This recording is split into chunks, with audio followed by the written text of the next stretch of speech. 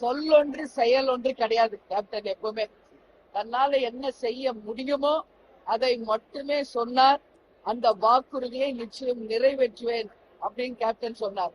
அன்னைக்கு கேலி பேசிய அனைத்து கட்சிகளும் இன்றைக்கு தமிழக அரசு அதில் ஒரு முயற்சியாக தாயுமானவர் என்ற திட்டத்தின் மூலம் முதியவர்களுக்கு லாரியில வச்சு அந்த பொருட்களை கொண்டு வந்து விநியோகம் ஆரம்பிச்சிருந்தாங்க.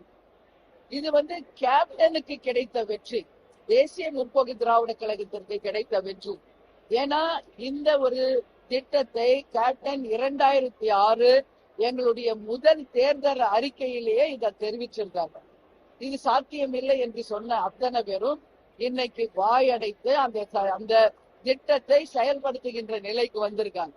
ஏற்கனவே டெல்லியில கெஜ்ரிவால் அவர்கள், பீகார்ல, அதே மாதிரி சத்தீஸ்கர்ல பல்வேறு மாநிலங்களில் இந்த ஸ்கீமை கொண்டு வந்தாங்க. அதே மாதிரி ஜெகன்மோகன் ரெட்டி அவர்களும் இத கொண்டு வந்தார், இந்த வீடு தேடி ரேஷன் பொருள். இன்றைக்கு தமிழக அரசு தாய்மானவர் அப்படின்னு அதுக்கு பெயர் மாற்றி